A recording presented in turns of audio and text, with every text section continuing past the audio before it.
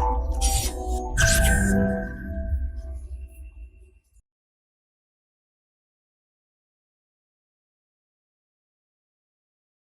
Friends, this is Gautam Pandey coming up with the next round of news simplified. तो आज की video में हम बात करेंगे why Russia suspended from UNHRC. तो फर्स्ट ऑफ ऑल जरा देखते हैं कि आखिर न्यूज में क्यों है रसिया। देखिए, recently United nation general assembly द्वारा वोटिंग करके रसिया को यूएनएचआरसी से अलग कर दिया गया है, सस्पेंड कर दिया गया है। तो हमारे लिए इंपॉर्टेंट हो जाता है जानना कि आखिर क्यों किया गया है। तो इस वीडियो में हम समझेंगे कि आखिर रसिया को रिमूव क्यों किया गया है यूएनएचआरसी से। साथ ही साथ ये भी जानेंगे कि क्या किसी P5 नेशन को, जो कि यूएन के परमानेंट मेंबर है, उन्हें यूएनएचआरसी या किसी तरह के ऑर्गेनाइजेशन से जो यूएन के अंडर काम करती है उसे रिमूव किया जा सकता है या नहीं किया जा सकता है। साथ ही साथ ये भी जानेंगे कि रसिया पर इसका क्या इम्पैक्ट होगा। और लास्ट में हम ये समझेंगे कि यूएनएचआरसी क्या है, कब फॉर्म हुआ था, इसके विषय में डिटेल में थोड़ा डिस्कस करेंगे। तो चलिए शुरू करते हैं। सबसे पहले ज़रा हम समझते हैं कि आखिर क्या हुआ है। देखिए, यूएसए की तरफ से, मतलब बहुत सारे लोगों ने सपोर्ट किया। यूएसए की तरफ से एक डिमांड रखी गई थी कि रसिया ने बहुत सारे, जो यूक्रेन और रसिया का वॉर चल रहा है उसमें वहाँ पे उसने वॉर क्राइम किया है।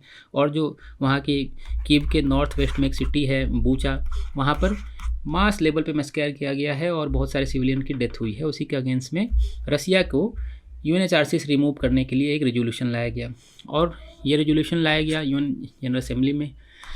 तो इसके अगेंस्ट में कितने लोगों ने वोटिंग की, कितने लोगों ने सपोर्ट में वोटिंग की, कितने लोग एब्सटेंड हो गए, उसके विषय में डिटेल में समझते हैं।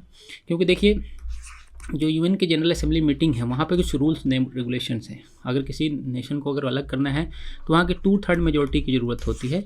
यहाँ पे ये समझना बहुत ज़रूरी हो जाता है कि 2/3 मेंबर वो मेंबर होंगे जो प्रेजेंट होंगे और वोटिंग में पार्टिसिपेट करेंगे। अगर कोई अपने आप को एक्सटेंड कर देता है तो उनकी वोटिंग काउंट नहीं होगी, ये समझना ज़रूरी है। क्योंकि जनरली हम समझते हैं क्या 2/3 वोटिंग मेजोरिटी मतलब जितने मेंबर्स हैं उसके, मतलब 193 मेंबर है तो उनका 2/3 मेजोरिटी चाहिए। बट ऐसा यहाँ पे मेंशन नहीं है, यहाँ पे कोई इस तरह की बात नहीं है।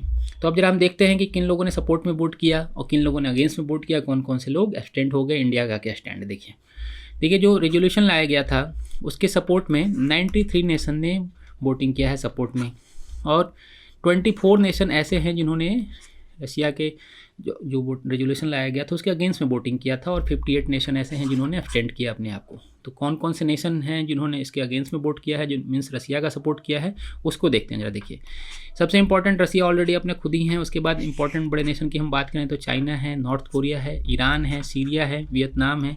ये सारे के सारे नेशन प्रो रशियन नेशन माने जाते हैं। इसलिए खास करके अगर चाइना की बात करें, जो करंट सिनारियो वर्ल्ड चल रहा है, जियो पॉलिटिकल सिचुएशन चल रही है, उसमें चाइना बहुत इंपॉर्टेंट हो जाता है क्योंकि ऑलरेडी वो P5 का मेंबर है। तो उसकी वोटिंग इंपॉर्टेंट हो जाती है। उसने भी अगेंस्ट में वोट किया है और 58 नेशन ऐसे रहे जिन्होंने अपने आप को एक्सटेंड कर लिया। और इसमें ध्यान देने वाली बात है कि इंडिया भी है। ओवरऑल देखिए, अगर हम बात करें कुछ भी हो, लेकिन रेजोल्यूशन पास हो चुका है और रसिया को यूएनएचआरसी से अलग कर दिया गया है। यहाँ पर इंडिया का स्टैंड क्या रहा ये समझना बहुत ज़रूरी है, क्योंकि इंडिया ने अपने आप को स्टैंड कर दिया। अब ये कहा जा रहा था कि इंडिया के लिए बहुत ही डिलेमा वाला सिचुएशन है कि क्या इंडिया सपोर्ट में वोट करता है या अगेंस्ट में वोट करता है, बट इंडिया ने बहुत ही डिप्लोमेटिकली तरीके से अपने आप को स्टैंड रखा। पिछले बार भी जो 2 रेजोल्यूशन आए थे रसिया के अगेंस्ट में, वहाँ पर भी इंडिया ने अपने आप को स्टैंड रखा था। तो देखिए, इंडिया की तरफ से जो TS त्रिमूर्ति जी हैं, जो यूएन में रिप्रेजेंट कर रहे हैं इंडिया को, इनका कहना है कि इंडिया का स्टैंड है कि भाई इंडिया ना ही रसिया के साथ है ना ही यूक्रेन के साथ है। इंडिया सिर्फ और सिर्फ एक चीज़ के साथ है, वो है peace, dialogue and diplomacy. India का कहना है कि आप पीस के साथ डायलॉग एंड डिप्लोमेसी को यूज करते हुए वहाँ पर वॉर सिचुएशन को ख़त्म कीजिए और वहाँ पर पीस क्रिएट कीजिए। तो ओवरऑल इंडिया अपने आप को डिप्लोमेटिकली तरीके से अलग रख रहा है और साथ ही साथ रसिया को इनडायरेक्ट फॉर्म में सपोर्ट भी कर रहा है, ऐसा यूएसए और बहुत सारे नेशन का कहना है। तो ये तो बात होगी कि कैसे सस्पेंड किया गया है।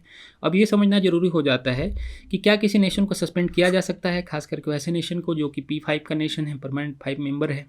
तो देखिए, यहाँ पे समझना जरूरी है। इसके लिए थोड़ा सा हम हिस्ट्री में समझते चलते हैं कि आखिर यूएनएचआरसी बनी कैसे थी और उसका जो फॉर्म था, रेजोल्यूशन था, उसमें क्या क्या मेंशन किया गया था। देखिए, जब यूएनएचआरसी बनी थी उस टाइम से एक फाउंडिंग एग्रीमेंट हुआ था। इस एग्रीमेंट के तहत एक रेजोल्यूशन लाया गया था। इस रेजोल्यूशन का अगर हम रिकॉल करें तो ये 60/251 था।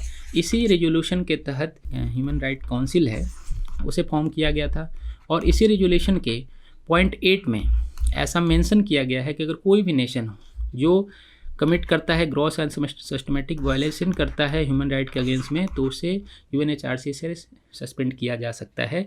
और इसी को ध्यान में रखते हुए, इसी रेजोल्यूशन को रिकॉल करते हुए रसिया को यूएनएचआरसी से सस्पेंड कर दिया गया है। तो देखिए यहाँ पर आपके लिए क्वेश्चन बन सकता है, ये जानना जरूरी है, आप कमेंट बॉक्स में जरूर मेंशन करके बताइए कि क्या रसिया ऐसा पहला मेंबर नेशन है जिसे यूएनएचआरसी से रिमूव किया गया है, या इससे पहले किसी नेशन को यूएनएचआरसी से रिमूव किया गया था।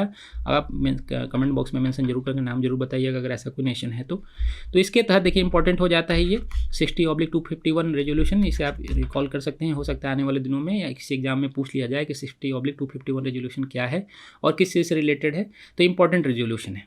अब जरा हम बात करते हैं ह्यूमन राइट काउंसिल के बारे में। देखिए अगर ह्यूमन राइट काउंसिल के विषय में हम बात करें, ह्यूमन राइट काउंसिल के विषय में, तो ये एक इंटर गवर्नमेंटल बॉडी है। जो पॉइंट इंपॉर्टेंट है, इंटर गवर्नमेंटल बॉडी है, मे भी क्वेश्चन कभी कभी इस तरह के पूछ लिए जाते हैं, जिसका मेन काम अगर हम बात करें तो वर्ल्ड वाइड लेवल पे जितने भी ह्यूमन राइट वायलेशन है उन्हें रोकना है, और इस तरह के जो भी काम करते हैं उन्हें मतलब अपोज करना है कि कहीं पे भी किसी का ह्यूमन राइट वायलेशन ना हो। और इसके हेडक्वार्टर की अगर हम बात करें तो ये जेनेवा में है, और 15 मार्च 2006 को ये फॉर्म हुआ था। ऐसा नहीं कि इससे पहले ह्यूमन राइट के लिए यूएन कुछ काम नहीं कर रही थी, इससे पहले UN commission for human right था, उसी को रिप्लेस करके ह्यूमन राइट काउंसिल बनाया गया है। और ये रेजोल्यूशन 60/251 जिसको ऑलरेडी हमने डिस्कस कर लिया, उसी रेजोल्यूशन के साथ ये फॉर्म हुआ था।